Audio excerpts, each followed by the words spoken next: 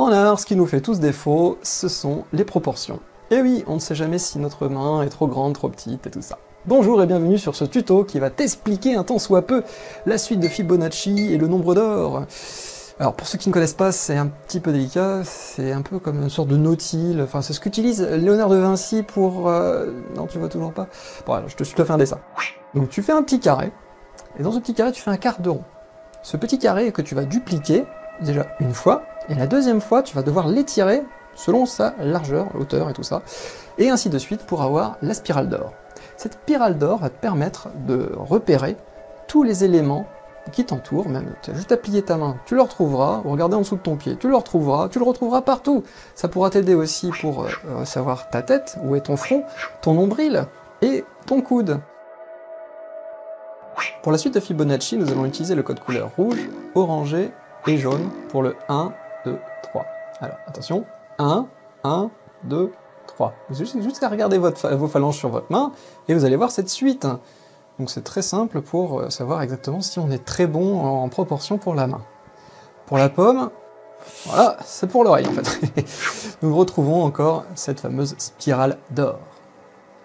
Cette spirale d'or, si nous la dupliquons et redupliquons en verticale, et que nous traçons un trait horizontal et vertical, et là où nous avons dupliqué ces fameux doubles petits carrés, mettons des verticales, et ensuite, avec un trait vert, amusons-nous à faire un fameux triangle. Un triangle assez spécial, parce qu'il a comme angle l'île de Pâques. Et oui, 108 et 36. Donc 36, donc ça fait 3 plus 6, ça fait 9.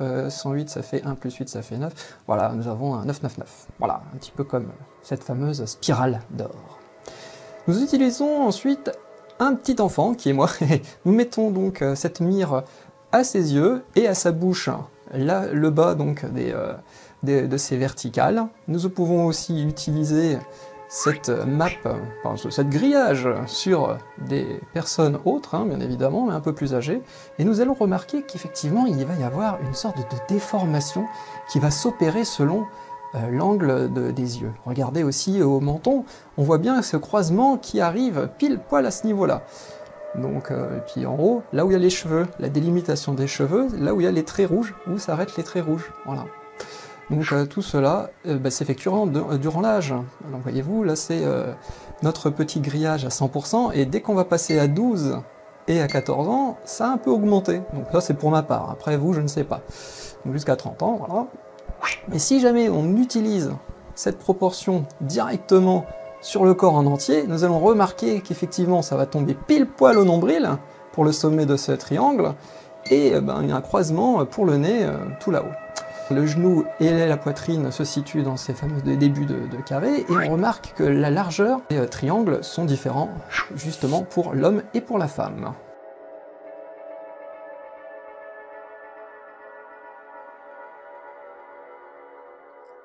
Bien sûr, tout cela n'est pas à prendre au pied de la lettre, hein. C'est juste un outil pour être là, pour vous être aiguillé vers une bonne proportion. Par exemple, moi de mon côté, je fais ça, ça touche au-dessus du sourcil, hein, d'autres ça touche leurs paupières, hein. C'est juste un exemple. Hein. Donc voilà, c'est juste là pour vous dire, bon bah j'ai mon nombril qui est là, mon coude qui est là, donc ça veut dire que voilà, je sais qu'à peu près je vais avoir une proportion à ce niveau-là. Si jamais j'ai...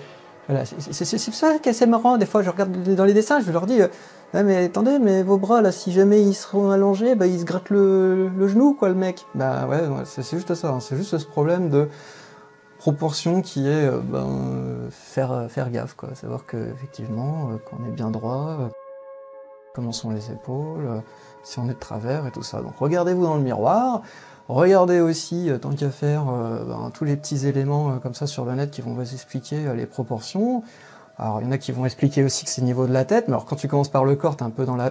voilà, hein, pour essayer de faire les proportions de ton corps, si t'as pas la tête tout de suite. Donc après bon, tu vas me dire, là, en fait tu avais fait la tête et pas tu recorriges, mais bon, après c'est un peu la merde. Donc bon bref, c'est juste pour vous expliquer qu'effectivement, il n'y a pas que la méthode tête qui existe, hein. Il y a juste tout plein d'autres méthodes. Donc, tester, approuver, et ensuite, dessiner, hein, comme on dit, et à la prochaine, amusez-vous bien, salut!